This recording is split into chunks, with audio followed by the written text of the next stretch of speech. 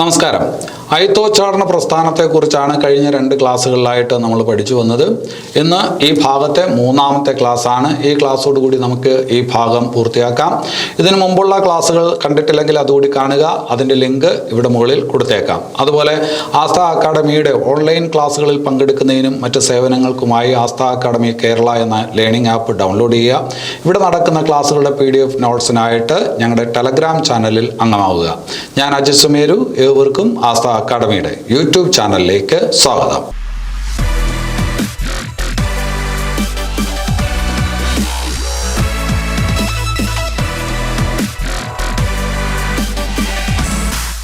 ആയിരത്തി 1931 ആരംഭിച്ച് 1932 അവസാനിച്ച ഗുരുവായൂർ സത്യാഗ്രഹവുമായി ബന്ധപ്പെട്ട കാര്യങ്ങൾ പറഞ്ഞുകൊണ്ടാണ് കഴിഞ്ഞ ക്ലാസ് നമ്മൾ അവസാനിപ്പിച്ചത്. ഇന്ന് ഈ ക്ലാസ്സിൽ നമ്മൾ വളരെ പ്രധാനപ്പെട്ട ചില ഭാഗങ്ങളിലോട്ടാണ് വരുന്നത്. ആദ്യം നമുക്ക് 1936 ക്ഷേത്രപ്രവേശന വിളംബരത്തിൽ നിന്ന് തുടങ്ങാം. ഒരു കാര്യം പ്രത്യേകം പറയാം, ഈ ക്ലാസ് അവസാനം വരെ കേൾക്കുന്നതിന് വേണ്ടിയിട്ട് ശ്രമിക്കുക. തീർച്ചയായിട്ടും വരുന്ന പരീക്ഷകൾക്ക് വിലപ്പെട്ട ഒരു മാർക്ക് ഈ ഭാഗത്ത് നിന്ന് കിട്ടും എന്ന് എനിക്ക് ഉറപ്പുണ്ട്. അപ്പോൾ ഇന്നത്തെ ക്ലാസ്സിൽ നമുക്ക് ആദ്യം 1936 തിരുവിതാംകൂറിലെ ക്ഷേത്രപ്രവേശന വിളംബരത്തിൽ നിന്ന് തുടങ്ങാം അല്ലേ. ക്ഷേത്രപ്രവേശന വിളംബരത്തിലോട്ട് നയിക്കപ്പെട്ട പ്രധാനപ്പെട്ട സംഭവങ്ങളാണ് ഒന്ന് 924 വൈക്കം സത്യാഗ്രഹം, അതുപോലെ തന്നെ 931 തുടങ്ങിയ ഗുരുവായൂർ സത്യാഗ്രഹം അല്ലെ. നമ്മൾ കഴിഞ്ഞ ക്ലാസ്സിൽ പറഞ്ഞതാണ്, ഗുരുവായൂർ സത്യാഗ്രഹത്തിന് പ്രത്യക്ഷത്തിൽ ഫലമൊന്നും ഉണ്ടായില്ലെങ്കിലും അല്ലെങ്കിൽ വിജയമായി മാറിയില്ലെങ്കിലും പല കാരണങ്ങൾ കൊണ്ടും ഗുരുവായൂർ സത്യാഗ്രഹം വിജയമായിരുന്നു എന്ന് പറഞ്ഞു അല്ലെ. അതിനൊരു തെളിവാണ് 1936 തിരുവിതാംകൂറിലെ ക്ഷേത്രപ്രവേശന വിളംബരം. അതിനൊക്കെ പ്രചോദനമായിട്ടുള്ളത് 924 വൈക്കം സത്യാഗ്രഹവും അതുപോലെ തന്നെ 931 ഗുരുവായൂർ സത്യാഗ്രഹവും ഒക്കെയാണ്. അത് ഓർക്കുക. അതുപോലെ തന്നെ വേറൊരു പ്രധാനപ്പെട്ട കാര്യം നമ്മൾ നേരത്തെ പഠിച്ചിട്ടുണ്ട്. 1919 തിരുവിതാംകൂർ നിയമസഭയിൽ, അതായത് ശ്രീമൂലം പ്രജാസഭയിൽ എല്ലാ അവർണർക്കും ക്ഷേത്രത്തിൽ പ്രവേശനം അനുവദിക്കണം എന്നാവശ്യപ്പെട്ടുകൊണ്ട് ഒരു പ്രമേയം അവതരിപ്പിക്കപ്പെട്ടു എന്ന് പറഞ്ഞിട്ടുണ്ട് അല്ലെ. ആ പ്രമേയം അന്ന് അവതരിപ്പിച്ചത് ആരാണ്? ആ പേര് ഓർക്കുന്നുണ്ടോ? TK മാധവൻ. കേരളത്തിലെ ക്ഷേത്രപ്രവേശന സമരങ്ങളുടെ പിതാവ്, കേരളത്തിലെ അയിത്തോച്ചാടന പ്രസ്ഥാനത്തിന്റെ പിതാവ് ആ TK മാധവനാണ് 1919 തിരുവിതാംകൂർ നിയമസഭയിൽ ആദ്യമായിട്ട് എല്ലാ അധസ്ഥിത വിഭാഗങ്ങൾക്കും തിരുവിതാംകൂറിലെ ക്ഷേത്രങ്ങളിൽ പ്രവേശനം വേണം എന്ന് ആവശ്യപ്പെട്ടുകൊണ്ടുള്ള പ്രമേയം അവതരിപ്പിച്ചത് അല്ലെ. അത് നേരത്തെ പഠിച്ചുള്ള കാര്യമാണത്, ഓർക്കുക.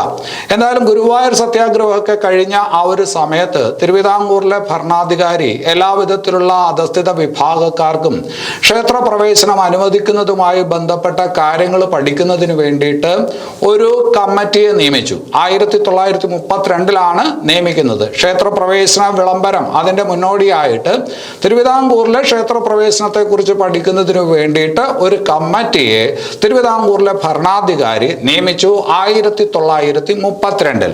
ആ കമ്മിറ്റിയുടെ തലവൻ ആരായിരുന്നു എന്ന് മനസ്സിലാക്കി വെക്കണം. VS സുബ്രഹ്മണ്യ അയ്യർ അല്ലെ. VS സുബ്രഹ്മണ്യ അയ്യർ. അപ്പോൾ 1932 തിരുവിതാംകൂറിലെ ക്ഷേത്രപ്രവേശനവുമായി ബന്ധപ്പെട്ട കാര്യങ്ങൾ പഠിക്കുന്നതിന് വേണ്ടിയിട്ട് തിരുവിതാംകൂർ മഹാരാജാവ് നിയമിച്ച കമ്മിറ്റിയുടെ തലവനായിരുന്നു VS സുബ്രഹ്മണ്യ അയ്യർ. VS സുബ്രഹ്മണ്യ അയ്യർ എന്ന് പറയുന്നത് ആ സമയത്ത് തിരുവിതാംകൂറിലെ ദിവാനായിരുന്നു. അതുപോലെ ഓർത്തു വെക്കേണ്ട വളരെ പ്രധാനപ്പെട്ട ഒരു കാര്യം കൂടിയുണ്ട്. ആ കമ്മിറ്റിയിൽ ഉണ്ടായിരുന്ന വളരെ പ്രസിദ്ധനായിട്ടുള്ള മലയാള കവിയുണ്ട്. ആ കവിയെ നിങ്ങൾ അറിയും, മഹാകവി ഉള്ളൂർ അല്ലെ. അപ്പോൾ 932 തിരുവിതാംകൂറിലെ മഹാരാജാവ് ക്ഷേത്രപ്രവേശനത്തെ കുറിച്ച് പഠിക്കാൻ നിയമിച്ച കമ്മിറ്റിയിലെ അംഗമായിരുന്ന മലയാള കവി ആരെന്ന് ചോദിച്ചാൽ മഹാകവി ഉള്ളൂരാണ്. എന്തായാലും ആ കമ്മിറ്റിയുടെ റിപ്പോർട്ട് ക്ഷേത്രപ്രവേശനത്തിന് അനുകൂലമായിരുന്നില്ല. ക്ഷേത്രത്തിന് ചുറ്റുമുള്ള നിരത്തുകളിൽ കൂടി അവർണർക്ക് നടക്കാനുള്ള സഞ്ചാര സ്വാതന്ത്ര്യമൊക്കെ ഓക്കെയാണ്, പക്ഷെ ക്ഷേത്ര പ്രവേശനം എന്ന് പറയുന്നത് ഇത്തിരി ബുദ്ധിമുട്ടായിരിക്കും എന്നുള്ള രീതിയിലുള്ള റിപ്പോർട്ടാണ് VS സുബ്രഹ്മണ്യ അയ്യർ ആർക്ക് കൊടുത്തത്? മഹാരാജാവിന് കൊടുത്തത്. പക്ഷെ കുറച്ചു കാലം കഴിഞ്ഞപ്പോഴത്തേക്കും ഈ ദിവാന്റെ സ്ഥാനത്ത്, VS സുബ്രഹ്മണ്യ അയ്യർ എന്ന് പറയുന്ന ദിവാന്റെ സ്ഥാനത്ത് പുതിയൊരു ദിവാൻ വന്നു. നിങ്ങൾക്കറിയാം, CP രാമസ്വാമി അയ്യർ. CP രാമസ്വാമി അയ്യർ ക്ഷേത്രപ്രവേശനത്തിന് അനുകൂലമായിരുന്നു. അതായത് എല്ലാ അധസ്ഥിത വിഭാഗക്കാർക്കും ക്ഷേത്രപ്രവേശനം അനുവദിക്കണമെന്നുള്ള പുരോഗമനപരമായിട്ടുള്ള ആശയും ചിന്താഗതിയും ഉണ്ടായിരുന്ന ഒരു വ്യക്തിയാണ് ആര്? CP രാമസ്വാമി അയ്യർ. എന്തായാലും CP രാമസ്വാമി അയ്യരുടെയൊക്കെ പിന്തുണയോടുകൂടിയാണ് 1936 നവംബർ 12 തിരുവിതാംകൂർ ഭരണാധികാരി ശ്രീ ചിത്ര തിരുനാൾ ബാലരാമവർമ്മ ക്ഷേത്രപ്രവേശന വിളംബരം പ്രഖ്യാപിക്കുന്നത്. ഇന്ത്യയിൽ ആദ്യമായിട്ടാണ് ഏതെങ്കിലും ഒരു നാട്ടുരാജ്യത്ത് ഇത്തരത്തിലുള്ള ഒരു പ്രഖ്യാപനം ഉണ്ടാവുന്നത്. എല്ലാ അധസ്ഥിത വിഭാഗത്തിനും ക്ഷേത്രത്തിലെ പ്രവേശനം അനുവദിച്ചുകൊണ്ടുള്ള ഒരു പ്രഖ്യാപനം ആദ്യമായിട്ടാണ് ഉണ്ടാവുന്നത് 1936 നവംബർ 12. ഒരു കാര്യം കൂടി അവിടെ ആലോചിക്കണം. 1936 നവംബർ 12 എന്ന് ചിലപ്പോൾ ചോയ്സ് കാണണമെന്നില്ല. കൊല്ലവർഷമായിരിക്കും ചിലപ്പോൾ തന്നിരിക്കാൻ സാധ്യത. 1112 തുലാം 27 അല്ലെ. ഇംഗ്ലീഷ് വർഷം 1936 നവംബർ 12. അതേസമയം കൊല്ലവർഷമാണെങ്കിൽ 1112 തുലാം 27 വളരെ പ്രസിദ്ധമായിട്ടുള്ള തിരുവിതാംകൂറിലെ ക്ഷേത്രപ്രവേശന വിളംബരം. ആ ക്ഷേത്രപ്രവേശന വിളംബരം എഴുതി തയ്യാറാക്കിയത് ആര് എന്നും പരീക്ഷയ്ക്ക് സാധാരണഗതി ചോദിക്കാറുണ്ട്. മഹാകവി ഉള്ളൂര് തന്നെയാണ് ക്ഷേത്രപ്രവേശന വിളംബരം എഴുതി തയ്യാറാക്കിയത്. മുമ്പൊരു ക്ലാസ്സിൽ ഇതുപോലൊരു കാര്യം നമ്മൾ പഠിച്ചിട്ടുണ്ട്. 1891 മലയാളി മെമ്മോറിയൽ അല്ലെ, മലയാളി മെമ്മോറിയൽ ഒരു ഭീമഹർജിയാണ് മലയാളി മെമ്മോറിയൽ. അത് എഴുതി തയ്യാറാക്കിയത് ആര് എന്ന് നമ്മൾ പഠിച്ചിട്ടുണ്ട്. CV രാമൻപിള്ള, മലയാളത്തിന്റെ സ്കോട്ട് എന്നറിയപ്പെടുന്ന സാഹിത്യകാരൻ. അതുപോലെ ക്ഷേത്രപ്രവേശന വിളംബരം എഴുതി തയ്യാറാക്കിയത് ആരെന്ന് ചോദിച്ചാൽ ആരാണ്? ഉള്ളൂർ S പരമേശ്വര അയ്യർ ആണ് എന്നുള്ള കാര്യം അവിടെ ഓർക്കുക. ഇനി ക്ഷേത്രപ്രവേശന വിളംബരവുമായി ബന്ധപ്പെട്ട് ചില വിശേഷണങ്ങളുണ്ട്. അതിൽ നമുക്ക് അറിയാവുന്ന കാര്യമാണ് തിരുവിതാംകൂറിന്റെ മാഗ്ന കാർട്ട അല്ലെ. തിരുവിതാംകൂറിന്റെ മാഗ്ന കാർട്ട എന്നറിയപ്പെടുന്ന സംഭവം ഏത്? അല്ലെങ്കിൽ കേരളത്തിലെ മാഗ്ന കാർട്ട എന്നറിയപ്പെടുന്ന സംഭവം ഏത് എന്ന് ചോദിച്ചാൽ ഏതാണ്? 1936 ക്ഷേത്രപ്രവേശന വിളംബരം അല്ലെ. അതുപോലെ മനസ്സിലാക്കി വെക്കണം തിരുവിതാംകൂറിന്റെ സ്പിരിച്വൽ മാഗ്ന കാർട്ട. തിരുവിതാംകൂറിന്റെ സ്പിരിച്വൽ മാഗ്ന കാർട്ട എന്ന് 1936 ക്ഷേത്രപ്രവേശന വിളംബരത്തെ വിശേഷിപ്പിച്ചത് ആര് എന്ന് ചോദിച്ചാൽ വളരെ പ്രസിദ്ധനായുള്ള ഒരാളാണ് TK വേലുപ്പിള്ള. TK വേലുപ്പിള്ള അല്ലെ. അപ്പൊ തിരുവിതാംകൂറിന്റെ സ്പിരിച്വൽ മാഗ്ന കാർട്ട എന്ന് ക്ഷേത്രപ്രവേശന വിളംബരത്തെ വിശേഷിപ്പിച്ചാരെന്ന് ചോദിച്ചാൽ അത് TK വേലുപ്പിള്ളയാണ്. TK വേലുപ്പിള്ളയെ വേറെ രീതിയിൽ കൂടി നിങ്ങൾ അറിഞ്ഞു വെച്ചിരിക്കണം. ട്രാവൻകൂർ സ്റ്റേറ്റ് മാനുവൽ എന്ന കൃതിയുടെ രചയിതാവാണ്. വളരെ വലിയ പണ്ഡിതനാണ്. ട്രാവൻകൂർ സ്റ്റേറ്റ് മാനുവൽ എന്ന കൃതിയുടെ രചയിതാവ് ആരെന്ന് ചോദിച്ചാലും ആരാണ്? TK വേലുപ്പിള്ളയാണ്. ആ TK വേലുപ്പിള്ള ക്ഷേത്രപ്രവേശന വിളംബരത്തെ വിശേഷിപ്പിച്ചത് തിരുവിതാംകൂറിന്റെ സ്പിരിച്വൽ മാഗ്ന കാർട്ട എന്നാണ്. അതുപോലെ തന്നെ മനസ്സിലാക്കേണ്ട വേറൊരു ഉദ്ധരണി അല്ലെങ്കിൽ വേറൊരു വിശേഷണം, ആധുനിക കാലഘട്ടത്തിലെ ഏറ്റവും അഹിംസാത്മകവും രക്തരഹിതവുമായിട്ടുള്ള വിപ്ലവം എന്ന് ഏതിനെ? ക്ഷേത്രപ്രവേശന വിളംബരത്തെ വിശേഷിപ്പിച്ചതാര് എന്ന് ചോദിച്ചാൽ അത് C രാജഗോപാലാചാര്യാണ്. ഓർത്തു വയ്ക്കണം. C രാജഗോപാലാചാര്യ എങ്ങനെയാണ് വിശേഷിപ്പിച്ചത്? ആധുനിക കാലഘട്ടത്തിലെ ഏറ്റവും അഹിംസാത്മകവും രക്തരഹിതവുമായിട്ടുള്ള വിപ്ലവം എന്ന ക്ഷേത്രപ്രവേശന വിളംബരത്തെ വിശേഷിപ്പിച്ചു. വേറൊരു കാര്യം കഴിഞ്ഞ ക്ലാസ്സിൽ പഠിച്ചിട്ടുണ്ട്. 1939 മദ്രാസ് നിയമസഭയിൽ ക്ഷേത്രപ്രവേശനം ആവശ്യപ്പെട്ടുകൊണ്ടുള്ള പ്രമേയം ആദ്യമായിട്ട് അവതരിപ്പിച്ച വ്യക്തി C രാജഗോപാലാചാര്യാണ്. പഠിച്ചിട്ടുണ്ട്. 1939 ഇതിപ്പോ 36. അത് കഴിഞ്ഞ് 3 കൊല്ലം കഴിഞ്ഞിട്ടാണ് മദ്രാസ് നിയമസഭയിൽ C രാജഗോപാലാചാരി അങ്ങനെ ഒരു പ്രമേയം തിരുവിതാംകൂറിൽ ഉണ്ടായതുപോലെ എവിടെയും വേണം, മദ്രാസിലും വേണം എന്നാവശ്യപ്പെട്ടുകൊണ്ട് ഒരു പ്രമേയം അവതരിപ്പിക്കുന്നത് 1939. അദ്ദേഹം വിശേഷിപ്പിച്ചത് എങ്ങനെയാണെന്നുള്ളത് മനസ്സിലാക്കി. അതുപോലെ പരീക്ഷയ്ക്ക് ഒരുപാട് തവണ ചോദിച്ചിട്ടുണ്ട്. ആധുനിക കാലഘട്ടത്തിലെ മഹാത്ഭുതം എന്ന് ക്ഷേത്രപ്രവേശന വിളംബരത്തെ വിശേഷിപ്പിച്ചതാരെന്ന് ചോദിച്ചാൽ നിങ്ങൾക്ക് എല്ലാവർക്കും അറിയാം. അത് മഹാത്മാഗാന്ധിയാണ് അല്ലെ. അത് മഹാത്മാഗാന്ധിയാണ്. അദ്ദേഹത്തിന്റെ വേറൊരു വിശേഷണം കൂടിയുണ്ട്. ജനങ്ങളുടെ ആധ്യാത്മിക വിമോചനത്തിന്റെ ആധികാരിക രേഖയായിട്ടുള്ള സ്മൃതി. ജനങ്ങളുടെ ആധ്യാത്മിക വിമോചനത്തിന്റെ ആധികാരിക രേഖയായിട്ടുള്ള സ്മൃതി എന്ന് ഗാന്ധിജി വിശേഷിപ്പിച്ചതും എന്തിനെയാണ്? അതും ക്ഷേത്രപ്രവേശന വിളംബരത്തെയാണ്. അപ്പം ഗാന്ധിജിയുടെ 2 വിശേഷണങ്ങളുണ്ട്. C രാജഗോപാലാചാര്യയുടെ ഒരു വിശേഷണം പറഞ്ഞു. പൊതുവിലുള്ള ഒരു വിശേഷണമാണ് തിരുവിതാംകൂറിന്റെ മാഗ്ന കാർട്ട. TK വേലുപ്പിള്ളയുടെ ഒരു വിശേഷണം പറഞ്ഞു. എങ്ങനെയാണ്? സ്പിരിച്വൽ മാഗ്ന കാർട്ട എന്ന് വിശേഷിപ്പിച്ചത് ആരാണ്? അത് TK വേലുപ്പിള്ളയാണ്. അപ്പൊ അത്രയും കാര്യങ്ങൾ അവിടെ ഓർത്തോണം. ഇനി അത് കഴിഞ്ഞിട്ട് വളരെ പ്രധാനപ്പെട്ട ഒരു കാര്യം, 1937 മഹാത്മാഗാന്ധിയുടെ ഏറ്റവും ഒടുവിലത്തെ കേരള സന്ദർശനം. ഏറ്റവും ഒടുവിലത്തെ എന്ന് പറഞ്ഞാൽ അതായത് 5ാമതായിട്ട് കേരളം സന്ദർശിക്കുന്നത്, അല്ലെ? ഗാന്ധിജി മൊത്തം 5 തവണ കേരളം സന്ദർശിച്ചിട്ടുണ്ട്. 1920, 1925, 1927, 1934, 1937. അതിൽ ഏറ്റവും ഒടുവിൽ അദ്ദേഹം സന്ദർശിച്ചത് ഏത് കൊല്ലമാണ്? 1937. ആ സന്ദർശനത്തിന് അല്ലെങ്കിൽ ആ യാത്രയെ അദ്ദേഹം വിശേഷിപ്പിച്ചത് ഒരു തീർത്ഥാടനം എന്നാണ്. ക്ഷേത്രപ്രവേശന വിളംബരത്തിന്റെ പശ്ചാത്തലത്തിലായിരുന്നു മഹാത്മാഗാന്ധിയുടെ 5ാമത്തെ കേരള സന്ദർശനം. ആ സന്ദർശനത്തെ അദ്ദേഹം വിശേഷിപ്പിച്ചത് ഒരു തീർത്ഥാടനം എന്നാണ്. കഴിഞ്ഞ ക്ലാസ്സിൽ നമ്മൾ പറഞ്ഞു, ഗാന്ധിജിയുടെ ശ്രദ്ധ പതിഞ്ഞ വളരെ പ്രധാനപ്പെട്ട ഒരു സത്യാഗ്രഹ സമരം വേറെയുണ്ട്. വൈക്കം സത്യാഗ്രഹം അല്ലാതെ വേറൊരു സമരം ഉണ്ടെന്ന് പറഞ്ഞു. ഏതാണ്? 1927 കോട്ടയം ജില്ലയിൽ നടന്ന ഒരു സമരം, തിരുവാർപ്പ് സമരം, അല്ലെ? തിരുവാർപ്പ് ശ്രീകൃഷ്ണസ്വാമി ക്ഷേത്രത്തില് സഞ്ചാര സ്വാതന്ത്ര്യവുമായി ബന്ധപ്പെട്ട് നടന്ന സമരമാണ് തിരുവാർപ്പ് സമരം, അല്ലെ? ആ ക്ഷേത്രം ഈ സന്ദർശന സമയത്ത് 1937 ഗാന്ധി സന്ദർശിക്കുകയും ചെയ്തു. കഴിഞ്ഞ ക്ലാസ്സിലും പറഞ്ഞതാണ്. തിരുവാർപ്പ് ക്ഷേത്രത്തെ കുറിച്ച് കാര്യങ്ങൾ പറഞ്ഞപ്പോൾ ഒരു കാര്യം ഞാൻ പറയാനായിട്ട് വിട്ടുപോയി. ഒരു വളരെ പ്രധാനപ്പെട്ട പോയിന്റ് ഉണ്ട്. ദേവസ്വം ബോർഡ് പരീക്ഷയ്ക്ക് വരുമ്പോൾ അത് വളരെ പ്രധാനപ്പെട്ടതാണ്. ഇന്ത്യയിലെ ഏറ്റവും ആദ്യം നട തുറക്കുന്ന ക്ഷേത്രം, ഇന്ത്യയിൽ ഏറ്റവും ആദ്യം നട തുറക്കുന്ന ക്ഷേത്രം എന്ന് ചോദിച്ചാൽ തിരുവാർപ്പ് ശ്രീകൃഷ്ണസ്വാമി ക്ഷേത്രമാണ്. വെളുപ്പിന് 2 മണി അടുപ്പിച്ച് അവിടെ നട തുറക്കും. 2 മണി അങ്ങോട്ടും ഇങ്ങോട്ടും ഒക്കെ മാറും. 2 മണി അടുപ്പിച്ച് അവിടെ നട തുറക്കും. അപ്പോൾ ഇന്ത്യയിൽ ആദ്യമായിട്ട് നട തുറക്കുന്ന ക്ഷേത്രം കൂടിയാണ് തിരുവാർപ്പ് ക്ഷേത്രം. ആ തിരുവാർപ്പ് ക്ഷേത്രം ഒരു തീർത്ഥാടനം എന്ന് ഗാന്ധിജി വിശേഷിപ്പിച്ച ഈ സന്ദർശനത്തിന്റെ ഭാഗമായിട്ട് ആര് സന്ദർശിച്ചു? ഗാന്ധിജി സന്ദർശിച്ചു എന്നുള്ള കാര്യം കൂടി അവിടെ ഓർത്ത് വയ്ക്കുക. തിരുവാർപ്പ്, അല്ലെ? അപ്പോ തിരുവിതാംകൂറിലെ ക്ഷേത്രപ്രവേശന വിളംബരം പുറപ്പെടുവിക്കുന്നത് 1936 നവംബർ 12-നാണ്, അല്ലെ? അപ്പോൾ ഇന്ത്യയിൽ തന്നെ ആദ്യമായിട്ട് ഏതെങ്കിലും ഒരു നാട്ടുരാജ്യത്തിൽ ഈ തരത്തിലുള്ള ഒരു വിളംബരം ഉണ്ടാവുന്നത് അത് തിരുവിതാംകൂറിലാണ്.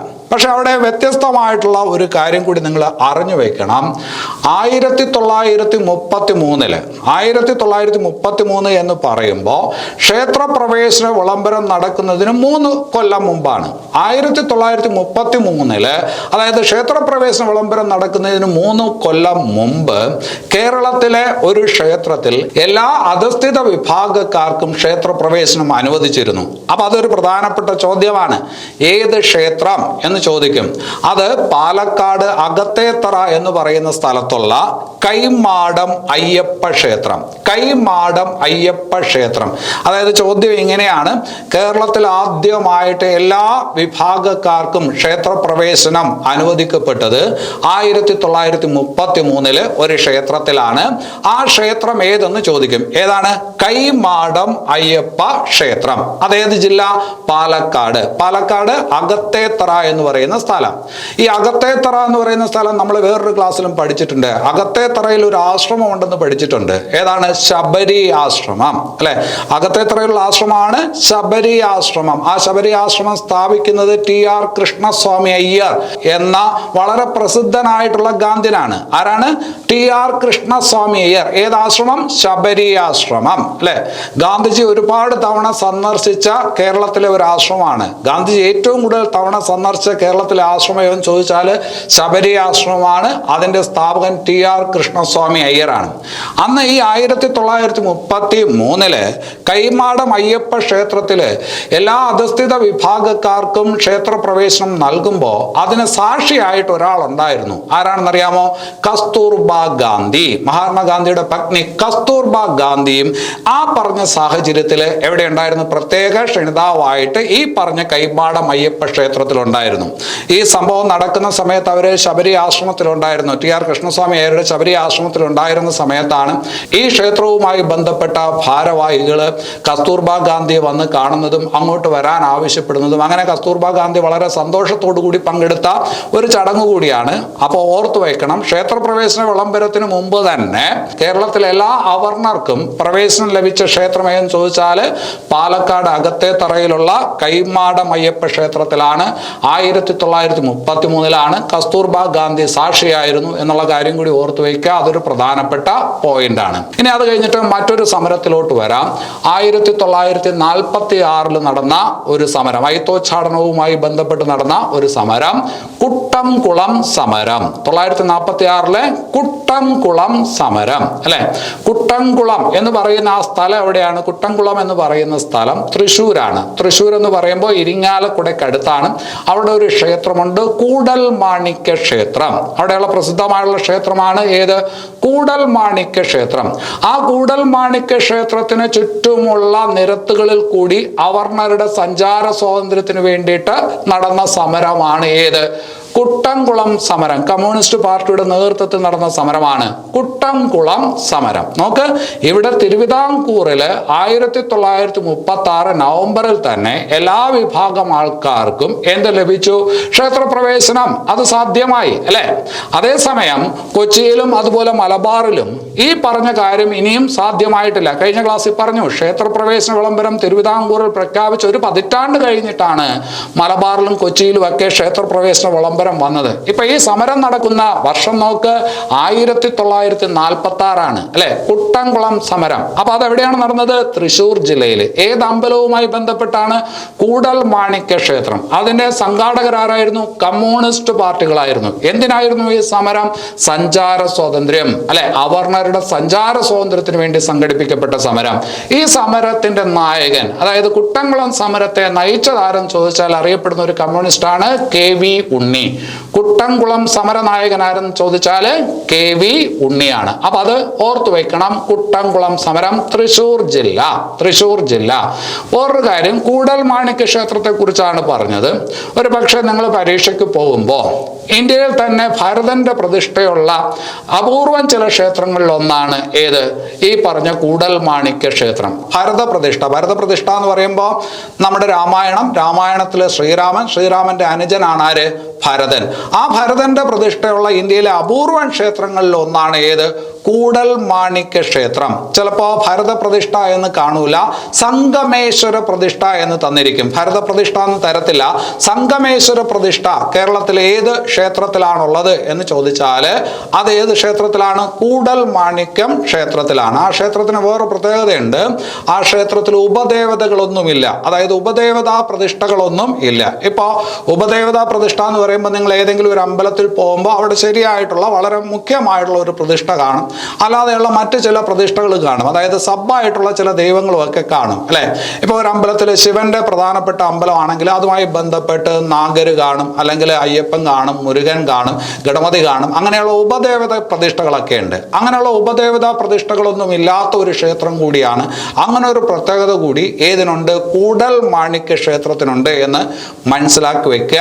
അതുപോലെ തന്നെ ചിലപ്പോൾ പരീക്ഷയ്ക്ക് ചോദിച്ചേക്കാം, വഴുതനങ്ങ നിവേദ്യം, അതുപോലെ മീനൂട്ട് പോലുള്ള വഴിപാടുകളുള്ള കേരളത്തിലെ പ്രസിദ്ധമായിട്ടുള്ള ക്ഷേത്രം ഏതാണ്? വഴുതനങ്ങ നിവേദ്യം, മീനൂട്ട് പോലുള്ള വഴിപാടുകളുള്ള കേരളത്തിലെ വളരെ പ്രസിദ്ധമായിട്ടുള്ള ക്ഷേത്രം ഏതാണെന്ന് ചോദിച്ചാൽ അതും ഏതാണ്? അതും കൂടൽ മാണിക്യ ക്ഷേത്രമാണ്. വഴുതനങ്ങ നിവേദ്യം എന്നൊക്കെ പറയുന്നത് വയറുവേദനയുമായി ബന്ധപ്പെട്ട അസ്വസ്ഥതകളൊക്കെ ഉണ്ടെങ്കിൽ അതിന് പരിഹാരമായിട്ട് ചെയ്യുന്ന ഒരു വഴിപാടാണ് വഴുതനങ്ങ നിവേദ്യം. അതുപോലെ മീനൂട്ട് എന്ന് പറഞ്ഞാൽ ശ്വാസകോശ സംബന്ധമായിട്ടുള്ള അസുഖങ്ങളുള്ളവർക്ക് അതിന് പറ്റിയ ഒരു വഴിപാടാണ് ഏത്? മീനൂട്ട് എന്നൊക്കെയാണ് പറയപ്പെടുന്നത്. അപ്പോൾ വഴുതനങ്ങ നിവേദ്യം, അതുപോലെ മീനൂട്ട് പോലുള്ള വഴിപാടുകളുള്ള കേരളത്തിലെ വളരെ പ്രസിദ്ധമായുള്ള ക്ഷേത്രമാണ് കൂടൽ മാണിക്യ ക്ഷേത്രമെന്ന് അറിയുക. ഉപദേവതാ പ്രതിഷ്ഠകളൊന്നും ഇല്ലാത്ത ക്ഷേത്രമാണ് കൂടൽ മാണിക്യ ക്ഷേത്രമെന്ന് അറിയുക. ഭരതന്റെ പേരിലുള്ള പ്രതിഷ്ഠയുള്ള, ഭരത പ്രതിഷ്ഠയുള്ള ഇന്ത്യയിലെ അപൂർവം ക്ഷേത്രങ്ങളിൽ ഒന്നാണ് കൂടൽ മാണിക്യ ക്ഷേത്രമെന്ന് അറിയുക. ഭരത പ്രതിഷ്ഠ അല്ലെങ്കിൽ സംഗമേശ്വര പ്രതിഷ്ഠ അല്ലെ. ആ കൂടൽ മാണിക്യ ക്ഷേത്രത്തിന് ചുറ്റുമുള്ള നിരത്തുകളിൽ കൂടി അവർണർക്ക് നടക്കുന്നതിന് വേണ്ടിയിട്ടുള്ള അവകാശത്തിനായി സംഘടിപ്പിക്കപ്പെട്ട സമരമാണ് കുട്ടംകുളം സമരം. കുട്ടംകുളം സമരം അത് നടന്നത് 946 ഏത് ജില്ല? തൃശ്ശൂർ ജില്ല എന്ന് ഓർത്തു വയ്ക്കണം. ഇനി അത് കഴിഞ്ഞിട്ട് മറ്റൊരു സമരത്തിലോട്ട് വരാം. 1947-48 കാലഘട്ടത്തിൽ നടന്ന സമരം. 947-948 കാലഘട്ടത്തിൽ നടന്ന അയിത്തോച്ചാടനവുമായി ബന്ധപ്പെട്ട് നടന്ന സമരം അതാണ് പാലിയം സത്യാഗ്രഹം. പാലിയം സത്യാഗ്രഹം അല്ലെ. 1947-48 എന്ന് പറയുമ്പോൾ ഇന്ത്യക്ക് സ്വാതന്ത്ര്യം കിട്ടി അല്ലെ. ഇന്ത്യക്ക് സ്വാതന്ത്ര്യം കിട്ടിയതിന് ശേഷം അയിത്തോച്ചാടനവുമായി ബന്ധപ്പെട്ട് കേരളത്തിൽ നടന്ന പ്രധാനപ്പെട്ട സമരം ഏത് എന്ന് ചോദിച്ചപ്പോൾ ഇതാണ് ഉത്തരം, പാലിയം സത്യാഗ്രഹം. ഇന്ത്യക്ക് സ്വാതന്ത്ര്യം കിട്ടിയതിന് ശേഷം സ്വാതന്ത്ര്യാനന്തരം കേരളത്തിൽ അയിത്തത്തിനെതിരായി സംഘടിപ്പിക്കപ്പെട്ട സമരം ഏതെന്ന് ചോദിച്ചാൽ 947 ആരംഭിച്ച് 948 അവസാനിച്ച ഏതാണ്? പാലിയം സത്യാഗ്രഹമാണ്. ഇതെവിടെയാണ് നടന്നത്? പാലിയം എന്ന് പറയുന്ന സ്ഥലം എറണാകുളം ജില്ലയിലാണ്. എറണാകുളം ജില്ല എന്ന് പറയുമ്പോൾ കൊച്ചിയിലെ ചേന്നമംഗലം എന്ന് പറയുന്ന സ്ഥലമുണ്ട്. ആ സ്ഥലത്താണ് പാലിയത്തച്ഛന്റെ വീടുള്ളത്. പാലിയത്തച്ഛന്റെ വീട്. ഈ പാലിയത്തച്ഛന്റെ വീട്ടിന് മുമ്പിലുള്ള വഴികളിലൂടെ അവർണർക്ക് സഞ്ചാര സ്വാതന്ത്ര്യം ഇല്ലായിരുന്നു. അപ്പോൾ അതിനെതിരായിട്ട് നടന്ന സമരമാണ് ഏത്? പാലിയം സത്യാഗ്രഹം. അപ്പൊ പാലിയം സത്യാഗ്രഹത്തിന്റെ കാലഘട്ടം 947-948 ആണ്. പാലിയം സത്യാഗ്രഹം നടക്കുന്നത് ഇന്നത്തെ എറണാകുളം ജില്ലയിലാണ്. ഇന്നത്തെ എറണാകുളം ജില്ലയിൽ കൊച്ചിക്കടുത്ത് ചേന്നമംഗലം എന്ന് പറയുന്ന സ്ഥലം, അവിടെ പാലിയത്തച്ഛന്റെ വീടിന് മുമ്പിലുള്ള വഴികളിലൂടെ അവർണർക്ക് സഞ്ചാര സ്വാതന്ത്ര്യം നിഷേധിച്ചിരുന്നു. അത് നേടിയെടുക്കുന്നതിന് വേണ്ടിയിട്ടുള്ള സമരമായിരുന്നു ഏത്? പാലിയം സത്യാഗ്രഹം. ആ പാലിയം സത്യാഗ്രഹം 1947 ഡിസംബർ 4 ആ പാലിയം സത്യാഗ്രഹം 1947 ഡിസംബർ 4 ഉദ്ഘാടനം ചെയ്യുന്നതാരെ എന്ന് കൂടി മനസ്സിലാക്കി വെക്കണം. സി കേശവൻ. കോഴഞ്ചേരി പ്രസംഗത്തിലൂടെ പ്രസിദ്ധനായിട്ടുള്ള സി കേശവനാണ് 947 ഡിസംബർ 4 പാലിയം സത്യാഗ്രഹം ഉദ്ഘാടനം ചെയ്തത്. ആരാണ്? സി കേശവൻ. അതുപോലെ ഓർത്തു വെക്കണം, പാലിയം സത്യാഗ്രഹത്തിന് ഐക്യദാർഢ്യം പ്രഖ്യാപിച്ചുകൊണ്ട് നമ്പൂതിരി സ്ത്രീകളുടെ ഒരു ജാഥ ഉണ്ടായിരുന്നു. പാലിയം സത്യാഗ്രഹവുമായി ബന്ധപ്പെട്ട് സംഘടിപ്പിക്കപ്പെട്ട ജാഥയാണ് നമ്പൂതിരി സ്ത്രീകളുടെ ജാഥ. അപ്പൊ നമുക്ക് പറയാം അന്തർജനങ്ങളുടെ ജാഥ. ആ അന്തർജനങ്ങളുടെ ജാഥയെ നയിച്ചതാര് എന്ന് പരീക്ഷയ്ക്ക് ചോദിക്കും. അത് ആര്യ പള്ളം എന്ന് പറയുന്ന സ്ത്രീയാണ്. പേരെന്താണ്? ആര്യ പള്ളം. അല്ലാതെ പരീക്ഷയ്ക്ക് ആ ഭാഗത്ത് ചോദിക്കാൻ കൊള്ളാവുന്ന നല്ലൊരു ചോദ്യമുണ്ട്. പാലിയം സത്യാഗ്രഹത്തിലെ രക്തസാക്ഷി, ഞാൻ പറഞ്ഞല്ലോ പാലിയം സത്യാഗ്രഹം നിരത്തുകളിൽ കൂടി നടക്കുന്നതിനുള്ള സ്വാതന്ത്ര്യത്തിന് വേണ്ടിയിട്ടുള്ള സമരമായിരുന്നു. ആ നിരത്തിൽ വെച്ച് പോലീസിന്റെ മർദ്ദനമേറ്റ് മരണപ്പെട്ട ഒരാളാണ് AG വേലായുധൻ. AG വേലായുധൻ. അപ്പോ പാലിയം സത്യാഗ്രഹത്തിലെ രക്തസാക്ഷി ആര് എന്ന് ചോദിച്ചാൽ അത് AG വേലായുധനാണ് എന്നുള്ള കാര്യം ഓർക്കുക.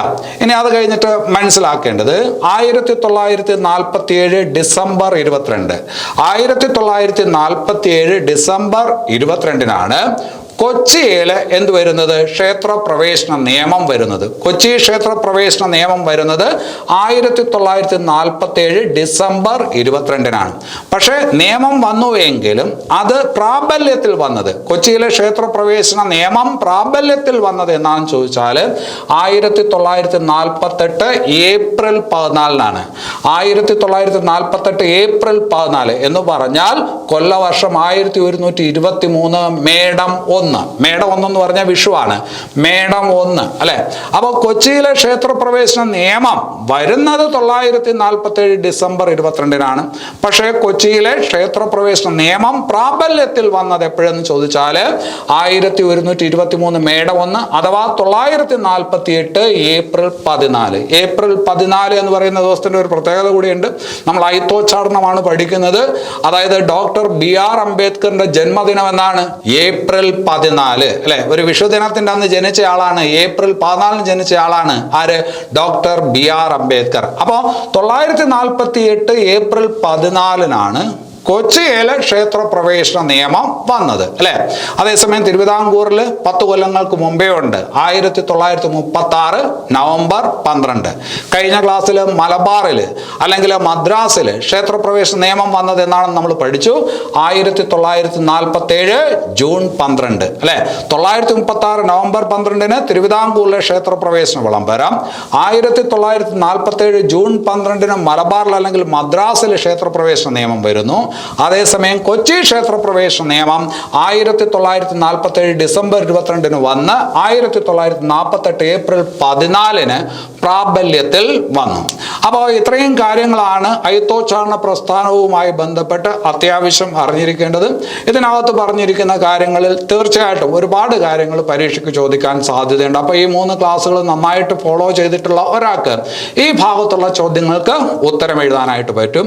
ഇനി ഇതിന്റെ തുടർച്ചയായിട്ട് നിങ്ങൾ എന്ത് പഠിക്കണം? നവോത്ഥാന നായകരെ കുറിച്ച് പഠിക്കണം. ഇതിന്റെ തുടർച്ചയായിട്ട് പഠിക്കേണ്ടതാണ് നവോത്ഥാന നായകരെ കുറിച്ച് പഠിക്കണം. ഐക്യ കേരള പ്രസ്ഥാനത്തെ കുറിച്ച് പഠിക്കണം. എന്തായാലും അടുത്ത ക്ലാസ്സിൽ ഐക്യ കേരള പ്രസ്ഥാനത്തെ കുറിച്ച് പഠിപ്പിക്കാനായിട്ട് ശ്രമിക്കാം. അപ്പോൾ ഈ ക്ലാസ് നിങ്ങൾക്ക് ഇഷ്ടപ്പെട്ടു എന്ന് വിചാരിക്കുന്നു. അങ്ങനെയാണെങ്കിൽ തീർച്ചയായിട്ടും ഈ ചാനൽ സബ്സ്ക്രൈബ് ചെയ്യുക, ലൈക്ക് ചെയ്യുക, കമന്റ് ചെയ്യുക, ഷെയർ ചെയ്യുക, പ്രോത്സാഹിപ്പിക്കുക. എല്ലാവർക്കും നല്ലത് വരട്ടെ. നന്ദി.